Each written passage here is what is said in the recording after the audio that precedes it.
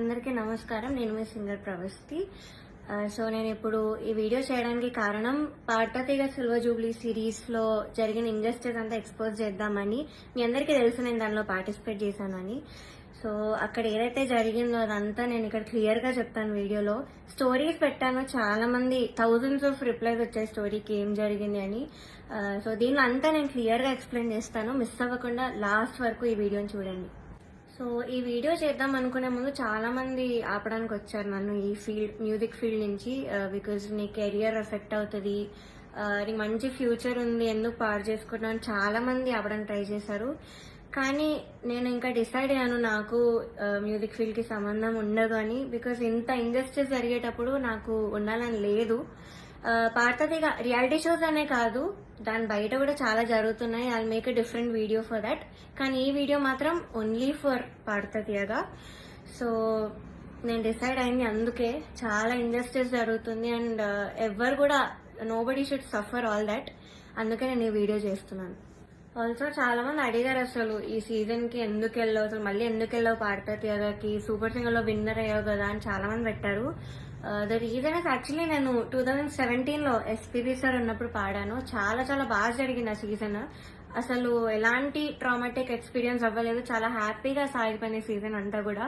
అప్పుడు director Sastry uncle ఉండేవాళ్ళు and production house కూడా డిఫరెంట్ ఉండేది అప్పట్లో, ఇప్పుడున్న ప్రొడక్షన్ కాదు. సో అది చాలా పీస్ఫుల్ గా చాలా బాగా జరిగింది ఫైనల్స్ వరకు కూడా.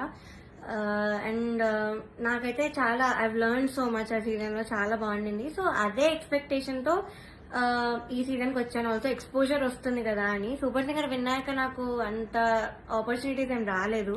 సో దీనిలో చేస్తే వస్తుంది కదా, ఎక్స్పోజర్ ఉంటుంది కదా అని ఒక థాట్ తో వచ్చాను. అండ్ దానిలో తప్పేం లేదు కదా. సో ఆ ఒక్క థాట్ తోనే నేను ఈ సీజన్ కి వచ్చాను. కానీ అంత ఆపోజిట్ జరిగింది. సో మొన్న థర్డ్ స్కెడ్యూల్ షూట్ అయింది. టాప్ 12 లో నన్ను ఎలిమినేట్ చేశారు. యాక్చువల్లీ ఫస్ట్ స్కెడ్యూల్ నుంచి కూడా చాలా జరిగాయి. అప్పుడే నేను క్విట్ అవుదాం అనుకున్నాను, బట్ కాంట్రాక్ట్ సైన్ చేశాను. So I had no option. మీరు అనుకోవచ్చు ఎలిమినేట్ అయింది కాబట్టి ఇదంతా ఇప్పుడు కోపంతో చెప్తుందేమో అని, కానీ కాదు. ఉన్నప్పుడు నేను చెప్పలేను, కానీ ఎలిమినేట్ చేశాక నాకు ఆ ధైర్యం వచ్చింది అంతా చెప్పడానికి. సో జడ్జెస్ గురించి కానీ అక్కడ ఆ ప్రొడక్షన్ వాళ్ళు ఎలా ట్రీట్ చేశారని కానీ నేను అంతా దీనిలో బయట పెడతాను. సో నేను ఒక గుడ్ థింగ్ తో స్టార్ట్ చేస్తాను. పాడతీగలో ఒక good thing orchestra. Krishna uncle వాళ్ళు ఆ సీజన్ లో ఎవరైతే ఉన్నారో వాళ్ళే ఈ సీజన్ లో కూడా ఉన్నారు. వాళ్ళు మాత్రం చాలా సపోర్ట్ చేశారు, అందరితో ఒకేలా ఉంటారు. అండ్ మెంటర్ శ్రీనివాస్ సార్, ఆయన కూడా నన్ను ఎప్పుడు కూడా you are the most talented అని మొన్న కూడా నాతో వచ్చి చెప్పారు. సో వీళ్ళిద్దరికి మాత్రం I'm very very thankful. They are my favourite people. So this is the only good thing పాడతీగ ఈ సీజన్ లో. సో ఫస్ట్ నేను జడ్జెస్ దగ్గర నుంచి స్టార్ట్ చేస్తాను. ఫస్ట్ సునీత గారు. Of course she is very beautiful. మీరు అంతే కైండ్ అని కూడా అనుకుంటారు, బట్ బ్యూటీకి కైండ్నెస్ కి ఎప్పుడు కూడా లింక్ ఉండదు. సో ఓకే, మీరు అబ్జర్వ్ చేయండి ఫస్ట్ ఎపిసోడ్ నుంచి కూడా ప్రతిసారి నేను స్టేజ్ మీదకి వచ్చిన ప్రతిసారి వాడు ఒక ఫేస్ ఇస్తారు. అది ఎవ్వరికి పెట్టరు ఆ ఫేస్, బట్ ఓన్లీ నాకు ఆ డిస్గస్టెడ్ లుక్ పెడతారు ఫేస్ మీద. ఇది యాక్చువల్లీ చాలా మంది వెల్ విషర్స్, నా ఫ్యాన్ పేజెస్ అందరూ కూడా నన్ను అడిగారు. కావాలంటే నేను స్క్రీన్ షాట్స్ పెడతాను. ఇది ఎందుకు ఇలా did something happen behind the screen, ఏమైనా అయ్యిందా మీ ఇద్దరికి, లేకపోతే ఏమైనా గొడవ అయిందా అని ఇలా చాలా మంది అడిగారు. ఎందుకు ఆవిడ అలా ఫేస్ పెడుతున్నారు మీరు రాగానే అని. సో కానీ నేను చాలా డిఫెండ్ చేయడానికి ట్రై చేశాను. బికాస్ నాకు అప్పుడు తెలీదు, నేను ఏదో అలా ఆలోచిస్తున్నాను, వీళ్ళందరూ అలా ఆలోచిస్తున్నారేమో అనుకున్నాను. నాకు తెలియదు అప్పట్లో, ఐ డెంట్ రియలైజ్. సో నేను డిఫెండ్ చేశాను కూడా. సో నాకు ఎప్పుడు క్లారిటీ వచ్చిందంటే అంతరామమయం పాడే ముందు సౌండ్ చెక్ అయ్యేటప్పుడు ఇన్ ఇయర్స్ పెట్టుకున్నాను. అండ్ ఆవిడ దగ్గర ఒక మైక్ ఉంది, అది ఆన్ ఉంది. అది పాపం వాడికి తెలీదు, మైక్ ఆన్ ఉంది, నేను ఇన్ ఇయర్స్ పెట్టుకున్నాను. సో కీరవాణి గారితో ఇలా చెప్తున్నారన్నమాట, ఈ అమ్మాయికి అసలు హై రేంజ్ వాయిసే కాదు, హై పిచ్ రాదు, కానీ మేనేజ్ చేసేస్తారు, మీరు చూడండి, ఈ సాంగ్ లో తెలుస్తుంది చూడండి మీకు, అది ఇది అని చాలా ఎక్కిస్తున్నారు సార్ కి. And it hurt me so bad stage మీద నించున్నప్పుడు. అప్పటికి నా సెల్ఫ్ ఎస్టీమ్ ఇలా ఆల్మోస్ట్ కిందకి దిగిపోయింది. చాలా ఏడుపు వచ్చేసింది ఆ టైంకి. కంట్రోల్ చేసుకొని లేదు, I have to do this అని నేను అంతరామమయం పాడాను. అండ్ ఆ పాటకు వచ్చిన అప్రిసియేషన్ నాకు ఇంకే పాటకు రాలేదు అప్పటి వరకు. సో అంతరామమయంకి బయట ఎవరు కలిసినా కూడా అందరు చెప్పారు నాకు వాయిస్ చాలా బాగా వచ్చింది ఆ పాటలో అని, కానీ చాలా బాగుంది ఆ పాట అని. యాక్చువల్లీ చాలా సాంగ్స్ ఇచ్చాం, రాముడు రావునికి చాలా ఇచ్చాము. నేను ఏది ఇచ్చినా వద్దు వద్దు వద్దు అంటే ఇంకా లాస్ట్ ఆప్షన్ గా మేల్ సాంగ్ ఇచ్చాను, అంతరామమయం. సో అదే సెలెక్ట్ చేశారు and I tried my best. Male song అయినా కూడా I gave my best. And of course నాకు ప్రతి సాంగ్ కి ఆవిడ దగ్గర నుంచి నెగటివ్ కామెంట్స్ వచ్చాయి. అది మీరు నమ్ముతారు, జడ్జెస్ ఏదంటే అదే నిజం అనుకుని మీరు అఫ్ కోర్స్ నమ్ముతారు, ఓకే. బట్ అదర్ కంటెస్టెంట్స్ పాడేటప్పుడు I even give their names. ఇద్దరు, శ్రీ ధృతి అండ్ గాయత్రి అక్క, వీళ్ళిద్దరు పాడేటప్పుడు పిచ్చింగ్, ఎస్పెషలీ ధృతికి చాలా పిచ్చింగ్ ఇష్యూస్ వచ్చేటప్పుడు అయితే ఆవిడ ఇలా సైగలు చేసేవాళ్ళు, షార్ప్ అయితే ఇలా చెప్పేవాళ్ళు, అది మేము అందరం చూసాము. గాయత్రి అక్క కూడా షార్ప్ అయితే ఇలా కింద కింద ఫ్లాట్ బాడ్ అని చెప్పేవాళ్ళు, మొన్న కూడా అయింది అది. సో అంటే నాకు తప్పు లేకపోయినా మీరు అక్కడ కామెంట్స్ లో చెప్తున్నారు, వీళ్ళు చేశాక కూడా మీరు అక్కడ చెప్పకుండా సైగలు చేస్తున్నారు. సో అక్కడ నాకు నా మీద ఎందుకో గ్రడ్జ్ పెట్టుకున్నారని కూడా అర్థమైంది. చంద్రబోస్ గారు, we all know he's a lyricist. So ఆయన రెస్పాన్సిబిలిటీ, లిరిక్స్ తప్పులుంటే ఆయన చెప్పాలి. సో నన్ను ఫస్ట్ 2 ఎపిసోడ్స్ బాగా మెచ్చుకున్నారు. ఇలాగా ప్రతి నోట్ గానీ భావం గానీ అసలు వదలకుండా పాడుతామని కూడా చెప్పారు నాకు. అయితే రాముడు రౌండ్ లో వీళ్ళందరు ట్రూ కలర్స్ అన్ని బయటపడ్డాయి. ఫస్ట్ సునీత గారు నేను చెప్పినట్టు మైక్ లో మాట్లాడేశారు, ఇన్ని ఇయర్స్ ఉన్నాయని నాకు తెలియక. అండ్ చంద్రబోస్ గారు పాపం లిరిక్స్ లో నాకు ఒక్క మిస్టేక్ కూడా నేను ఛాన్స్ ఇవ్వలేదు ఆయన చెప్పడానికి. సో దానిలో చెప్పలేక ఆదృత లేదు అని ఒక కామెంట్ ఇచ్చారు. అది ఇంకేం చేయాలి, మేల్ సాంగ్ సేమ్ ఇంపాక్ట్ ఒక ఫీమేల్ వాయిస్ నుంచి మీరు ఎక్స్పెక్ట్ చేయలేరు. సో అంతరామమయం is a male song. So ఇంకా లిరిక్స్ లో చెప్పలేక ఎందుకు ఇంకా క్రియేట్ చేసుకొని చెప్పడం నాకు అర్థం కాలేదు. అదే రౌండ్ లో ఒక అమ్మాయి లిరిక్స్ మర్చిపోయింది రాముడి పాటలో, అది మాత్రం ఆయన మెన్షన్ చెయ్యలేదు. బీయింగ్ ఎ లిరిసిస్ట్ ఆయన రెస్పాన్సిబిలిటీ ఉంది కూడా ఆయన చెప్పలేదు. ఆ రౌండ్ లో లిరిక్స్ మర్చిపోయింది, చెప్పలేదు. ఇంకా మమ్మల్ని ఏడ్పించేసావు అది ఇదని చెప్పింది, చాలా మంది చేతిలో రాసుకొని వచ్చారు, అది కూడా ఆయన చెప్పలేదు, అది కూడా కౌంట్ చేయలేదు. కానీ నాకు మాత్రం లేని నెగిటివ్ పాయింట్స్ అన్ని, ఆయనకు అవసరం లేని నెగిటివ్ పాయింట్స్ అన్ని కూడా చెప్పారు. లిరిక్స్ లో మాత్రం నేను ఇప్పటివరకు ఆయనకు ఒక్క ఛాన్స్ కూడా ఇవ్వలేదు సాంగ్స్ లో. I never made a mistake lyrics point of view అయితే అస్సలు చేయలేదు. మీరే చూడండి, మీకే అర్థమవుతుంది. సో ఇది కూడా మీకు న్యాయం అనిపిస్తుందా? కీరవాణి సార్ గురించి మాట్లాడదాం. అఫ్ కోర్స్ నాకు చాలా హేట్ వస్తుంది దీనికి మాత్రం, and I'm ready for it because I don't care. Personally నాకైతే నెగటివ్ కామెంట్స్ రాలేదు ఆయన దగ్గర నుంచి. బట్ సెట్ లో ఎలా మాట్లాడతారు, అసలు ఏం చెప్తారు అనేది నేను ఇక్కడ చెప్తాను. పాయింట్ నెంబర్ 1, మెలడీస్ పాడిన వాళ్ళకి మాత్రం వాళ్ళు ఎలా పాడినా కూడా నేను ఆటోమేటిక్ గా మంచి స్కోర్ చేస్తాను అని ఆయన నోట్తో ఆయనే చెప్పారు. So he's very bias towards melody songs and his compositions. ఎలా పాడినా కూడా మార్క్స్ వేసేస్తారు. అయినే కాదు, అక్కడ ఉన్న సునీత గారు, చంద్రబోస్ సార్ కూడా, వీళ్ళందరూ కూడా అంతే. వాళ్ళ సాంగ్స్ పాడితే మాత్రం స్కోర్స్ ఆటోమేటిక్ గా మంచిగా వచ్చేసాయి. సో ఇది point number 1. Point number 2 is very very hurtful to me personally because నేను ఎలిమినేట్ అయ్యే ఎపిసోడ్ లోనే ఏదో విషయంలో నన్ను చూస్తూ చెప్పారు ఇది కూడా. సో ద థింగ్ ఇస్, నేను మీ అందరికీ తెలుసు సూపర్ సింగర్ లో నా ఫైనాన్షియల్ సిచ్యువేషన్ గురించి కానీ అంతా బయట పెట్టాను. సో దానివల్ల నేను కొన్ని వెడ్డింగ్ షోస్ అలాంటివి చేయాల్సి వచ్చింది. సో ఈ పాయింట్ మీద సార్ మాట్లాడారు. ఏమన్నారంటే అసలు వెడ్డింగ్ షోస్ చేసేవాళ్ళు నా దృష్టిలో సింగర్సే కాదు, నాకు చాలా అసహ్యం, it's like you're disrespecting music అని ఈ మాట అన్నారు. చాలా చాలా బాధ అనిపించింది, అదేంటి అంత స్టేజ్ లో ఉన్నాయని ఇలా మాట్లాడారేంటి అని. సో ఇదొకటి, నన్ను చూస్తూ మాట్లాడారు ఇంకా. So it was very hurtful. Point number 3, so third వచ్చిన వాళ్ళకి ఆయన 1 lakh ఇస్తా అని చెప్పారు. 4th ప్రైజ్ వాళ్ళకి మూవీలో సాంగ్, అండ్ 5th ప్రైజ్ వాళ్ళకి ఆయన గ్రూప్ లో చేర్చుకుంటామని చెప్పారు సార్. సో ఇది ఎలా చెప్పారంటే, 5th ప్రైజ్ వచ్చిన వాళ్ళకి నా దగ్గరకి కొంతమంది రోజు వచ్చి చాకరీ చేస్తూ ఉంటారు, వాళ్ళ ట్రూప్ లో జాయిన్ చేసుకుంటా అని చెప్పారు. ఇలా చాకరీ అనే వర్డ్ వాడారు. అంటే ఇది డిస్రెస్పెక్ట్ఫుల్ కాదా? So this was very very bad. అంటే అలా అనకూడదు, సింగర్స్ ఇలా చాకరీ చేసిపోతారు, దానిలో మిమ్మల్ని కూడా జాయిన్ చేసుకుంటారని ఇలా అన్నారు. సో మీకు ఎలా అనిపిస్తుందో ఇంకా మీరు ఆలోచించండి ఒకసారి. డైరెక్టర్ జ్ఞాపిక ప్రొడక్షన్స్ వాళ్ళ అనిల్ గారు అండ్ హిజ్ వైఫ్, వీళ్ళే మెయిన్ అక్కడ అంతా కంట్రోల్ చేసేది, అంతా వెనకాలంతా చేసేది వీళ్ళే. సో ఫస్ట్ పాయింట్ వచ్చేసి సాంగ్ సెలెక్షన్. ఫస్ట్ నేను మీకు చెప్పినట్టు జడ్జెస్ అక్కడ బయాస్డ్. సో కిరాణి సార్ ఏమో మెలడీస్ వాడితే వేసేయడం, ఆయన కంపోజిషన్స్ వాడితే వేసేయడం, చంద్రబోస్ సార్ కూడా అంతే, సునీత గారు కూడా అంతే సేమ్. సో ఇలా తెలిసిన ఇలా తెలిసేసరికి ఒక కంటెస్టెంట్ కి మాత్రం ఓన్లీ వాళ్ళ సాంగ్ ఇచ్చారు, మోస్ట్లీ వాళ్ళ సాంగ్ ఇచ్చారు ప్రతి రౌండ్ లో. ఇంకో కంటెస్టెంట్ కి ఏమో నీకేం వచ్చో చెప్పు ఆ సాంగ్ ఇచ్చేస్తామని చెప్పి ఇలా ఇచ్చారు ఒక కంటెస్టెంట్ కి. సెకండ్ పాయింట్, ఆ కంటెస్టెంట్ ఒక రోజు రాలేదు అనేసరికి అంతా షఫుల్ చేసేసి ఎపిసోడ్స్ అని ఏదేదో చేశారు. అండ్ అలాంటప్పుడు ఇంకెందుకు ఆడిషన్స్ పెట్టి అందరినీ తీసుకొని, ఎందుకు అసలు పార్వతి అంతమందిని తీసుకొని ఒక్క అమ్మాయితో చేయొచ్చు కదా సిల్వర్ జూబ్లీ సిరీస్ అని. సో అదొకటి. థర్డ్ పాయింట్ వచ్చేసి ఫ్యూచర్ లో ఒక ఎలిమినేషన్ జరుగుతుంది నాకంటే ముందు, అని మీరు చూస్తారు ముందు ముందు ఎపిసోడ్స్ లో. అయితే ఇది చాలా కామెడీగా అంటుంది మీకు, మీరు నమ్మలేరు కూడా. ఇద్దరిని తీశారు, ఒక అమ్మాయిని ఒక అబ్బాయిని. అయితే కరెక్ట్ షూట్ ఇంకో 2 days లో ఉందనగా వాళ్ళకి సాంగ్స్ మార్చేశారు, ఆ ఇద్దరికే సాంగ్స్ మార్చారు with a very funny reason. కిరాణి సార్ కి రాగం నచ్చదు అని, శివరంజని అనే రాగం నచ్చదు అని వీళ్ళిద్దరిని తీస్తారు. కామెడీ ఏంటంటే అదే రాగంతో ముందు స్కెడ్యూల్ ఒక అబ్బాయి పాడాడు, అబ్బాయికి బాగానే మార్క్స్ వచ్చాయి. అదే స్కెడ్యూల్ లో ఇంకొక అబ్బాయి కూడా పాడాడు, అబ్బాయి కూడా బాగానే మెచ్చుకున్నారు, మంచి కామెంట్స్ వచ్చి అన్ని వచ్చాయి. బట్ వీళ్ళిద్దరికి మాత్రమే సాంగ్స్ మార్చేశారు. అయినా కూడా దీస్ టూ పాపం ఆ టైంకి నేర్చుకొని I think they did very well మార్చినా కూడా. కానీ వాళ్ళనే ఎలిమినేట్ చేశారు యాజ్ ఎక్స్పెక్టెడ్. నేను అప్పుడు అనుకున్నా యాక్చువల్లీ సాంగ్ ఇలా మార్చేసి అంత ఏదేదో చేస్తున్నారో, నేను అప్పుడు అనుకున్నా వీళ్ళిద్దరిని తీసే ఛాన్స్ ఉంది అని. And the thing is కిరాణి sir రాగం నచ్చకపోతే మరి ఎందుకు చేశారో తెలీదు. అంతర్యామి అనే పాట అదే రాగంలో చేశారు. బట్ ఏమో ఆ ఫన్నీ రీజన్స్ అయితే వీళ్ళిద్దరు సాంగ్ అయితే తీసేశారు కరెక్ట్ ఎలిమినేట్ చేసే ముందు.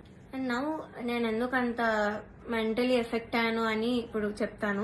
ఫస్ట్ థింగ్, నేను చెప్పినట్లు డిస్క్రిమినేషన్ అది, ఇంకా జడ్జెస్ యొక్క డిస్గస్టెడ్ లుక్ తో నన్ను చూడడం, ఎప్పుడు ఒక చీడ పురుగును చూసినట్టు చూడడం.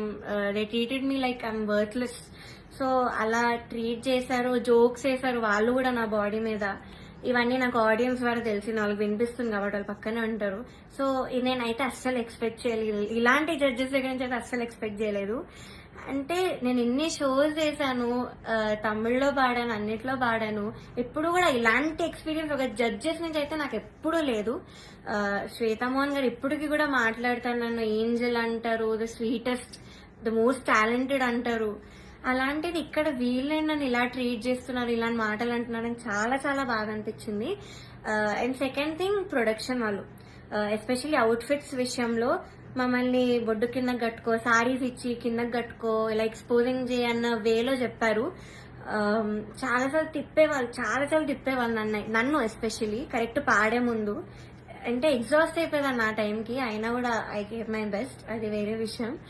అండ్ ఇలా బాడీ షేమింగ్, ఆ కాస్ట్యూమ్ డిజైన్ అయితే నా ఫేస్ మీద అన్నాడు, ఇలాంటి బాడీకి నేను ఇంకేం ఇవ్వగలను అన్న మాట అన్నాడు. ఏమో ఐ వాజ్ వెరీ వెరీ చాలా చాలా ఎఫెక్ట్ అయినాను మెంటలీ ఈ విషయంతో మాత్రం. సెల్ఫ్ ఎస్టీమ్ కానీ కాన్ఫిడెన్స్ కానీ అంతా లేకుండా పోయింది వీళ్ళనే మాటల వల్ల. అండ్ మీరు ఒకటి గమనించుంటే ఎస్పీబీ సార్ ఉన్నప్పుడు మాత్రం ఇలాంటి కుళ్ళు జోకులు, కామెడీలు, డాన్సులు చేయడం మాత్రం ఎప్పుడూ కూడా లేదు. మీరు ఒక్కసారి అన్ని సీజన్స్ రివైండ్ చేసుకొని చూడండి, నా సీజనే చూడండి 2017లో. కానీ ఎప్పుడైతే జ్ఞాపిక ప్రొడక్షన్ అనేది వచ్చిందో అప్పటి నుంచి ఇవన్నీ స్టార్ట్ అయ్యాయి. So they the main reason ఈ పార్వతిగా ఇలా అయిపోవడానికి కారణం వాళ్ళే. మమ్మల్ని ఇలా డాన్స్లు వేయమని, అదేవో కుళ్ళు జోకులు చెప్పమని. మీరు ముందు చూస్తారు ఇప్పుడు ఎర్రని కొరదని గోపాలలో నేను చాలా డాన్స్ చేశాను, నెక్స్ట్ వచ్చే ఎపిసోడ్ లో కూడా డాన్స్ చేశాను, because I was forced to dance. So చేశాను, నేను ఇప్పటివరకు అయితే అంత డాన్స్ ఎప్పుడూ చేయలేదు ఏ రియాలిటీ షోలో, కానీ చేశాను, మీరే చూస్తారు. అండ్ మాకు ట్రాన్స్పోర్ట్ లో ఒక కంటెంట్ మేనేజర్ మాత్రమే వచ్చేవాళ్ళు కార్లో, బికాజ్ మా ఇంటి పక్కన ఆయన కూడా ఉంటారు. సో సేమ్ వెహికల్ అయ్యేది. అండ్ ఆయన ఏం చెప్పేవాళ్ళంటే పర్ఫార్మెన్స్ చాలా ఇంపార్టెంట్, మీరు డల్ అప్పట్లో కాదు, మీరు అలా నించొని పాడితే ఎవరు చూడరు, అది ఇది అని ఆయన అన్నారు. And one more thing is, Janaki అమ్మ రౌండ్ జరిగింది. మీ అందరికీ తెలుసు నాకు జానకి అమ్మకున్న బాండింగ్, నా పోస్ట్ కూడా ఉంటుంది అక్కడ ఇన్స్టాగ్రామ్ లో.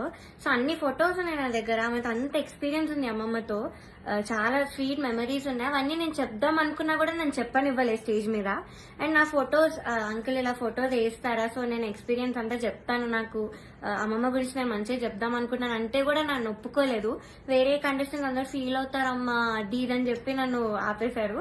బట్ కె రాఘవేంద్రరావు గారి ఎపిసోడ్ అయింది మొన్న స్కెడ్యూల్లో.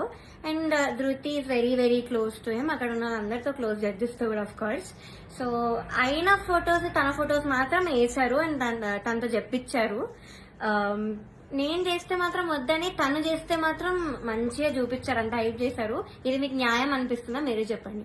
నౌ థర్డ్ ఫైనల్ స్కెడ్యూల్, అంటే నేను ఎలిమినేట్ అయిన స్కెడ్యూల్.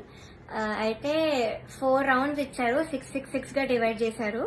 కామెడీ ఏంటంటే కొంతమంది క్లాసికల్ రౌండ్, కొంతమంది కాలేజ్ రౌండ్ అంట. ఒక చెత్త రౌండ్ ఒకటి పెట్టారు, దానిలో చెత్త పాసిబుల్ సాంగ్స్ అన్ని ఇచ్చారు, అంటే సింపుల్ గా పాడి పడేసేవి.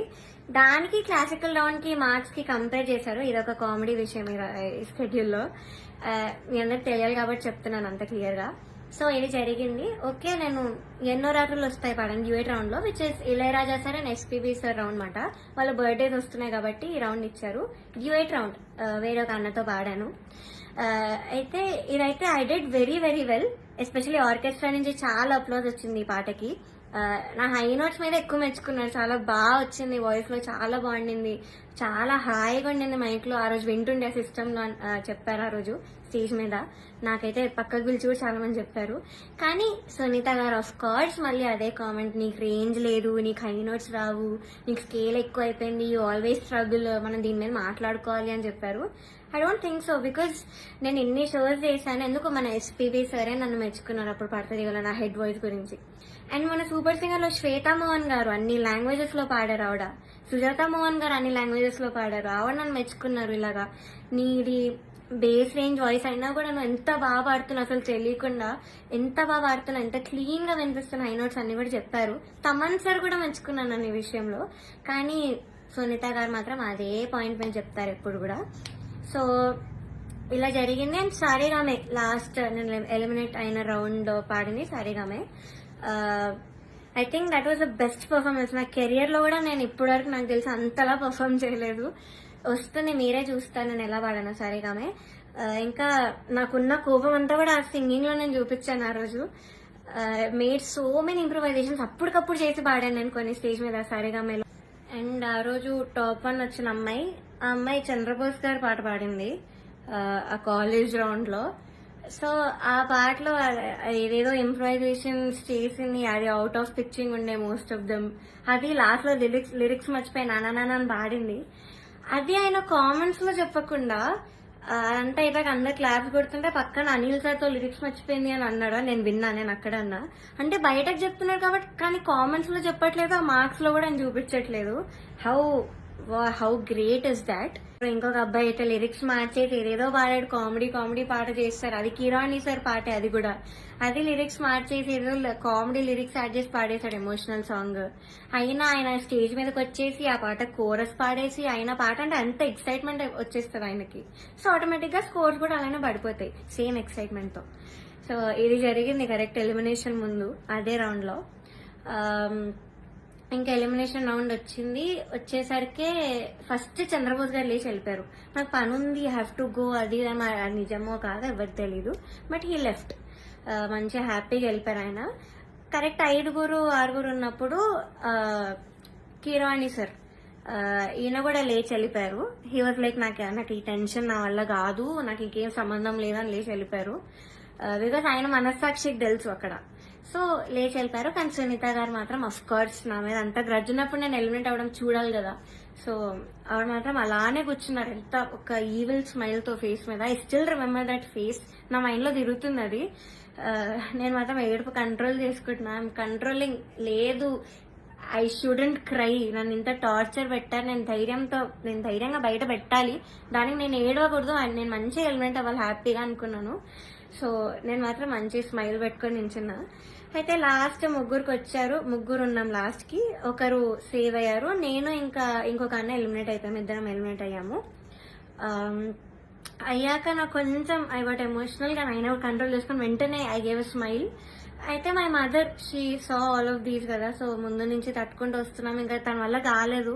సో మా మదర్ స్టేజ్ మీదకి వచ్చి నన్ను తీసుకెళ్ళిపోవడానికి ట్రై చేశారు అక్కడి నుంచి. ఆ ట్రాఫీ ఇవేం తీసుకోకు, వద్దు వెళ్ళిపోదామని. సో అదే ఎమోషనల్ మైండ్ సెట్ తో సునీత గారి దగ్గరికి వెళ్ళి ఎందుకు ఇంత అన్యాయం చేశారు నేను ఇలానే అనింది మా మదర్. బట్ సునీత గారు ఆవిడ రిప్లై మాత్రం, నువ్వు వెళ్ళి ఇక్కడ ముందు ఇక్కడి నుంచి దయచేయి అనింది.